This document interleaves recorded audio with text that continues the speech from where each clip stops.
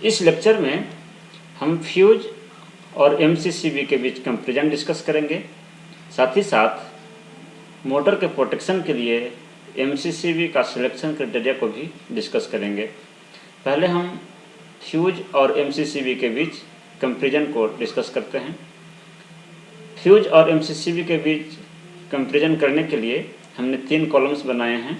उसमें पहला column parameters है, जिसके आधार पर कि हम फ्यूज और एमसीसीबी के बीच कंपैरिजन करेंगे।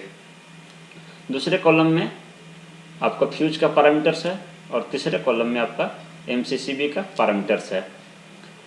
पहला पैरामीटर है रेटिंग। फ्यूज की रेटिंग जनरली एम्पियर में होती है, जबकि एमसीसीबी की रेटिंग एम्पियर में भी हो सकती है और किलो एम्पियर में भी होती है। सेकंड पैरामीटर है फंक्शन, यानी फ्यूज मेल्टिंग ऑफ मटेरियल इस फंक्शन पे काम करता है, यानी इसमें जो मटेरियल यूज होते हैं ये ऑपरेट होने के दौरान मेल्ट कर जाते हैं, जबकि एमसीसीबी ये ट्रिपिंग फंक्शन पे वर्क करता है, यानी कि ये एमसीसीबी फॉल्ट के कंडीशन में ये ट्रिप होता है और इसे फिर रीसेट करना पड़ता है। तीसरा पैरामीटर है यूजेज। फ्यूज को एक ही बार यूज किया जा सकता है, एक बार फ्यूज आपका ऑपरेट हो जाए तो फिर इसको रिप्लेस करना पड़ता है, जबकि एमसीसीबी ये लाइफ टाइम यूज के लिए होते हैं। इनको रिप्लेस करने की आवश्यकता नहीं होती है, बल्कि इनको हर बार ऑपरेट होने के बाद रीसेट करना पड़ता है। चौथा पैरामीटर है मटेरियल। फ्यूज के कंस्ट्रक्शन के लिए टीन मटेरियल का यूज़ किया जाता है, जबकि एमसीसीबी के कंस्ट्रक्शन के लिए इसमें बाई मेटालिक इलेमेंट और सोलेनॉइड यानी इलेक्ट्रोमैग्नेट यूज किए जाते हैं। पांचवा पैरामीटर है कॉस्ट। फ्यूज का कॉस्ट लो होता है, जबकि एमसीसीबी का कॉस्ट हाई होता है, यानी ज़्यादा कॉस्टली होते हैं। फ्यूज के कंपेरिजन में एमसीसीबी कॉस्टली होते हैं। छठा पैरामीटर है साइज। फ्यूज का साइज ये कॉम्पैक्ट नहीं होते हैं, जबकि एमसीसीबी कॉम्पैक्ट होते हैं और अट्रैक्टिव भी होते हैं, यानी देखने में ये अट्रैक्टिव लगते हैं, जबकि फ्यूज कंपैरिजन में उतना कॉम्पैक्ट नहीं होता है और उतना अट्रैक्टिव नहीं होता है।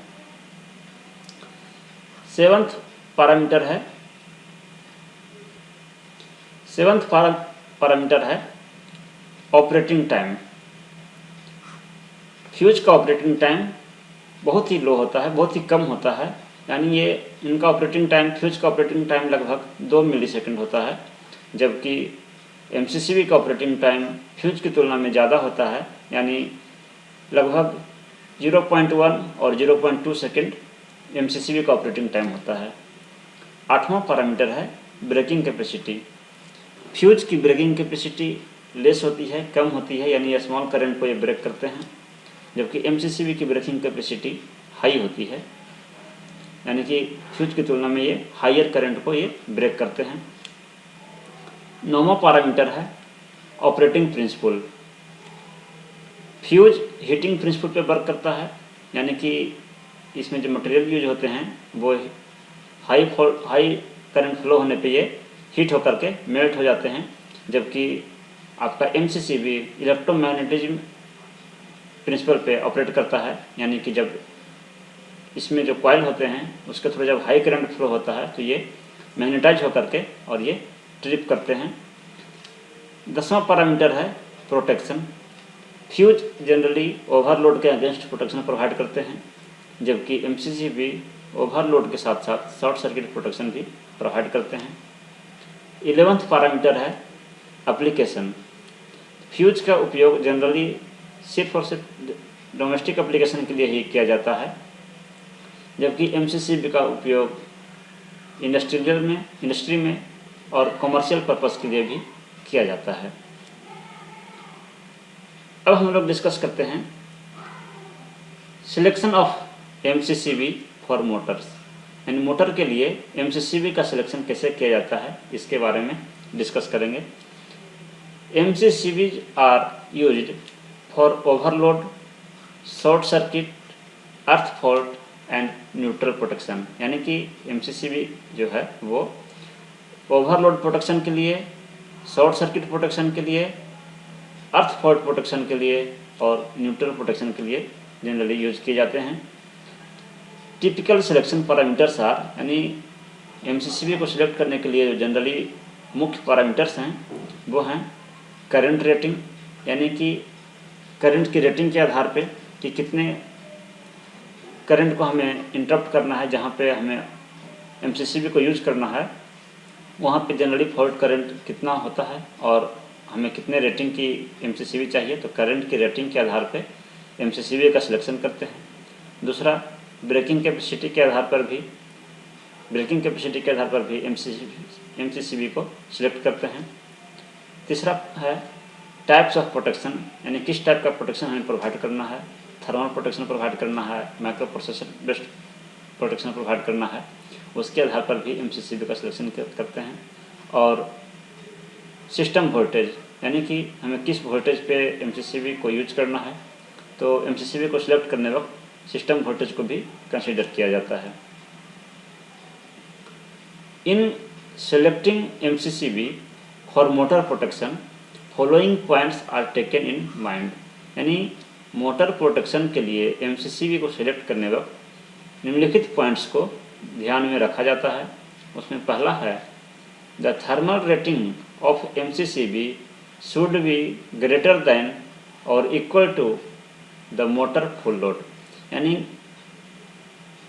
एमसीसीबी की थर्मल रेटिंग जो है वो मोटर की फुल लोड कैपेसिटी के इक्वल या उससे ज़्यादा होनी चाहिए। पहला पॉइंट ये कंसिडर किया जाता है।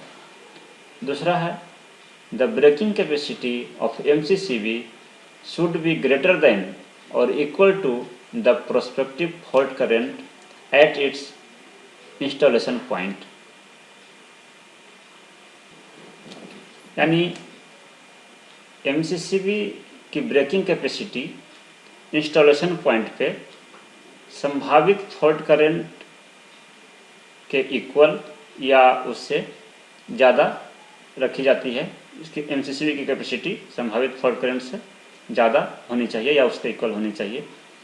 तीसरा पॉइंट है the magnetic threshold of the MCCB should B selected in such a way so as to avoid nuisance tripping during starting of the motor, यानी एमसीसीबी का मैग्नेटिक थ्रेशोल्ड यानी मैग्नेटिक सीमा या इसकी लिमिट इस प्रकार से सिलेक्ट की जाती है ताकि ये न्यूसेंस ट्रिपिंग प्रोवाइड नहीं करे, यानी कि बिना किसी फॉल्ट के ये ट्रिप ना हो, क्योंकि मोटर में स्टार्टिंग करंट का वैल्यू अपेक्षाकृत ज़्यादा होता है, तो इसलिए during starting of the motor का स्टार्ट होने वक्त ये आपका एमसीसीबी ट्रिप ना करे, यानी बिना किसी फॉल्ट के ट्रिप ना करे, इसलिए एमसीसीबी को सिलेक्ट करने समय उसकी मैग्नेटिक थ्रेशोल्ड को भी ध्यान में रखा जाता है। और चौथा पॉइंट है